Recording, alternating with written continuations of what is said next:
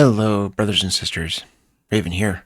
Today we start to go into the Exodus revival of 2024.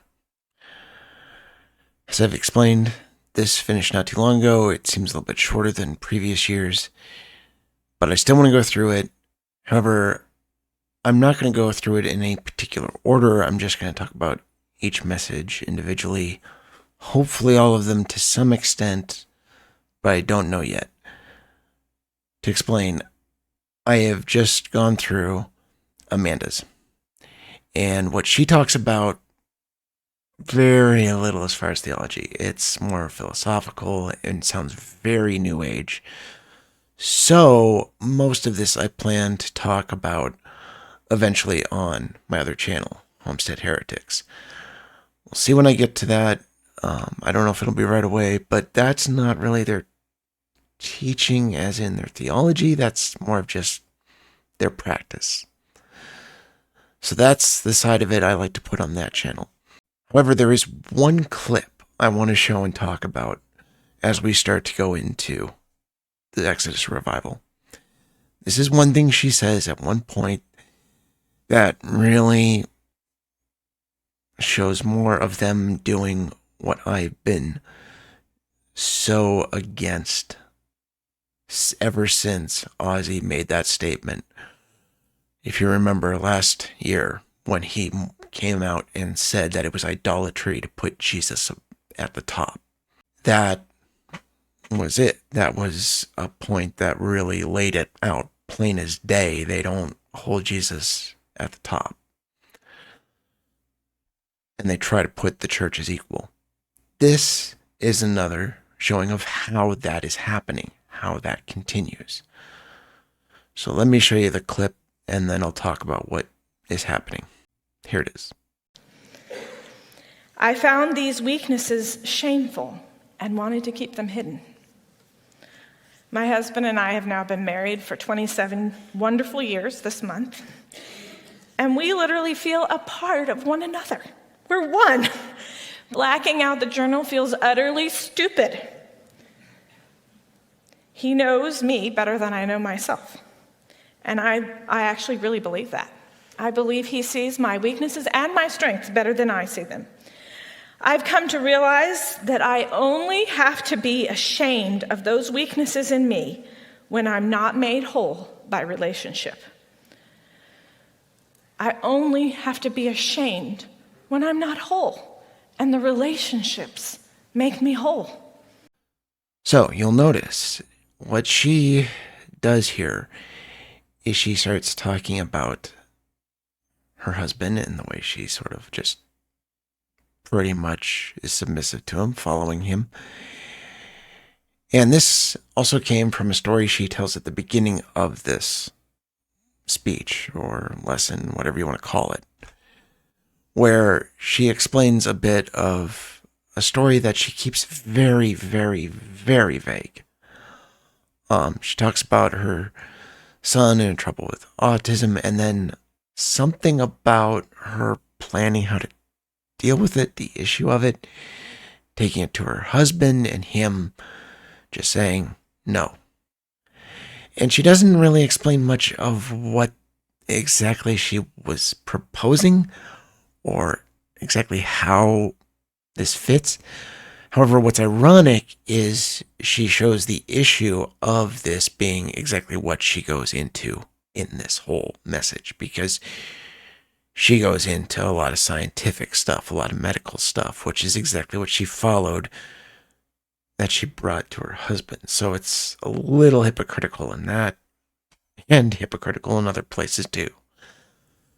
But that's the general setup of this. And so ultimately, what she's doing here is she's taking this shame and using it to say it's only good when you're doing it shame to somebody else.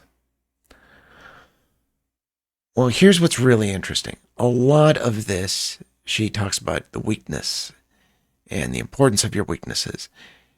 And there's some truth there. The ironic thing is there's one passage in particular that this is discussed in, and it's the passage she doesn't talk about at all. Few passages she brings up, she takes things that are very out of context, so it's hard to really know what it's saying unless you read what it's talking about in that passage, or you assume it's saying what she's already saying. So she doesn't do a very good job with the passages she picks, but the one she should have picked was 2 Corinthians 12. Let me read for you 7 to 10, where it actually talks about this. It says this: "Unless I should be exalted above measure by the abundance of the revelations, a thorn in the flesh was given to me, a messenger of Satan to buffet me, lest I be exalted above measure. Concerning this thing, I pleaded with the Lord 3 times that it might depart from me. And he said to me, My grace is sufficient for you, my strength is made perfect in weakness. Therefore, most gladly, I will rather boast in my infirmities, that the power of Christ may rest upon me. Therefore, I take pleasure in infirmities, in reproaches, in needs, in persecutions, in distresses, for Christ's sake. For when I am weak, then I am strong." So the question is, why wouldn't she bring this passage up? In some ways, it seems to back up some of what she's saying. Well, there's 2 things about this that actually come from one particular side of this statement.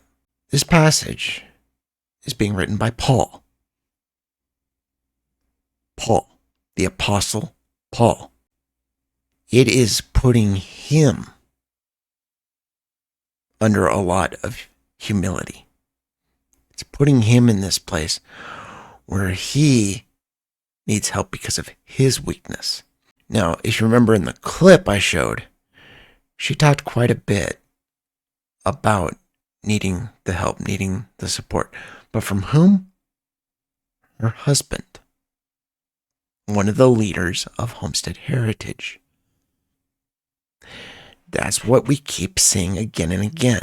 It's like that very thing I was saying earlier in this video, where I mentioned what Ozzy said about putting Christ too high, it being idolatry, because he wanted us to hold the body as high, up there at the same level. Why?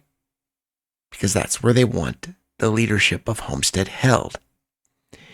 If Paul needs to be humbled, if Paul's weakness needs to be put there, how can they hold themselves as high as Christ? That's why this wasn't brought in. That's one reason. The second side, know what it said there when it quoted what God said to Paul. It says, "My grace is sufficient for you, for my strength is made perfect in weakness." It's relying on his strength. In this message, Amanda is talking about relying on her husband's strength, not the Lord's. That's why this isn't the passage being used. And note, as I was explaining, at the beginning, she goes into that story where it's all about coming to her husband and putting faith in what he said. She doesn't tell you anything about what it was she had and how she knows what she said was wrong. Because the whole focus of it is on how she needs to listen to him.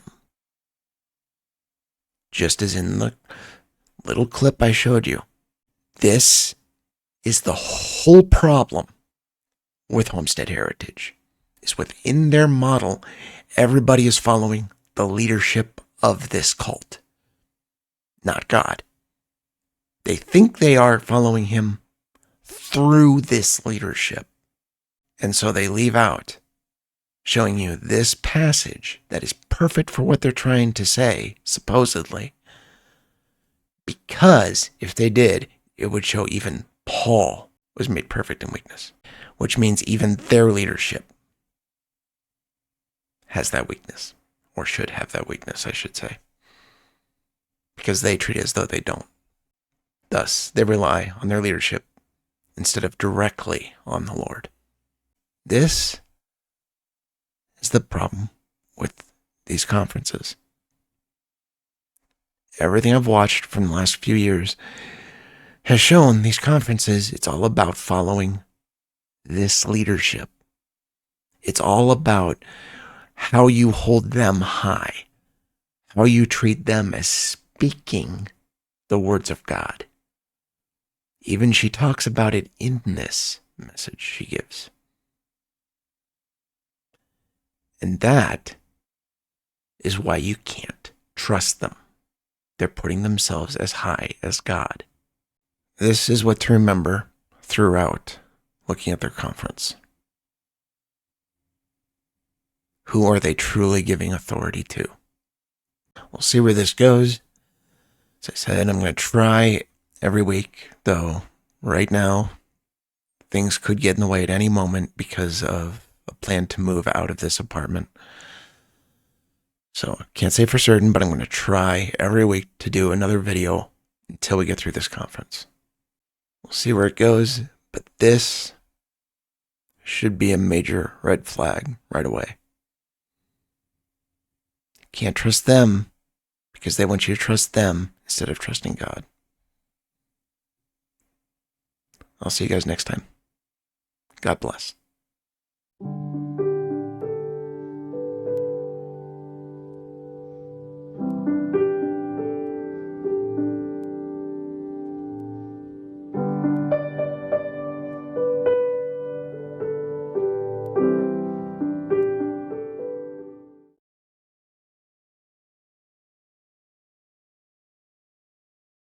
So we can hold on to our attitudes, we can hold on to our misery, we can hold on to our afflictions, or we can believe that there's something on the other side that is so much better in just trusting the ones that he sends to us and trusting him ultimately.